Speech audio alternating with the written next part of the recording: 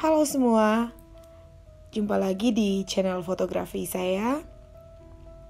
Sedikit saya mau membagikan bagaimana mengambil kreatif foto untuk food and drink, untuk makanan. Ya, jadi saya akan bagikan sedikit tips dalam pemotretan makanan. Oke, kita mulai saja.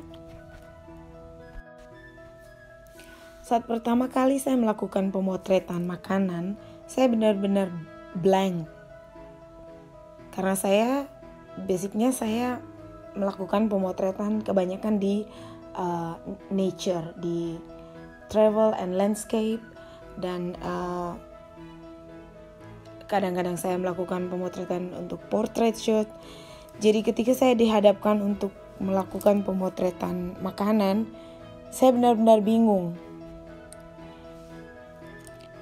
Tapi sedikit demi sedikit saya pelajari cara pemotretan makanan, cara kita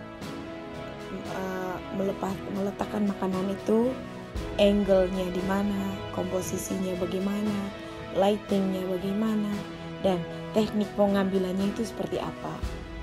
Jadi di sini banyak hal yang bisa kita pelajari ya, dari sudut mana kita mau ngambil. Kita mau ngambil 45 derajat atau kita mau mengambil 30 derajat atau 90 derajat atau 60 derajat. Itu ada cara-caranya semuanya ya, ada tekniknya. Dan seperti saya bilang awalnya itu yang harus kita perhatikan benar-benar adalah pencahayaan. So, kita harus benar-benar make friend with natural light. Jadi kita bersahabat dengan cahaya natural. Yang kedua kita mencari jendela mana yang cocok untuk melakukan pemotretan. Jendela mana yang punya cahaya yang benar-benar pas saat kita melakukan pemotretan makanan. Saat yang tepat itu seperti saat sinar matahari itu sudah mulai turun ya, atau sebelum terlalu matahari terik. Jadi biasanya tuh pagi di antara jam 7, jam 8. Terus kalau suasana siang dan agak cloudy, berawan, itu bagus juga. Atau saat sore hari sebelum matahari terbenam di antara jam 4, jam 5. Cahayanya benar-benar oke ya. Cara lain untuk memanipulasi pencahaya ini adalah dengan menggunakan reflektor. Dan dengan reflektor ini biasanya cahaya itu the light bounce back into your food. Jadi kita bisa menghilangkan shadow atau bayangan.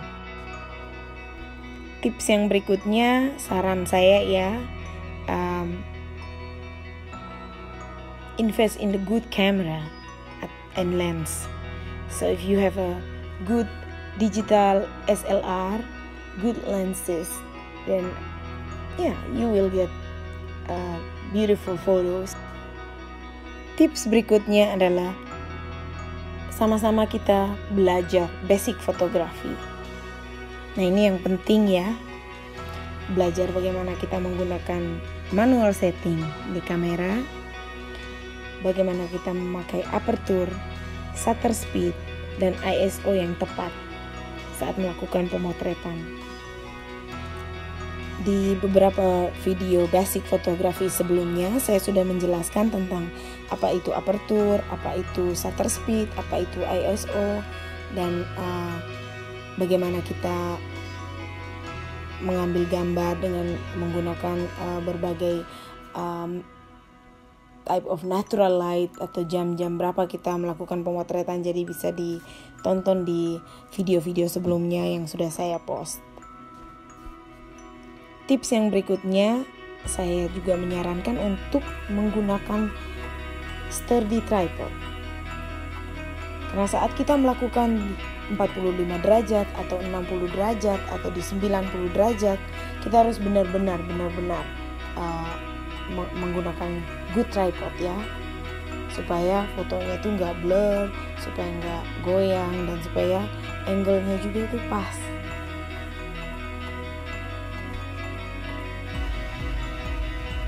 Oke, mungkin itu sedikit banyaknya tips yang bisa saya bagikan ya.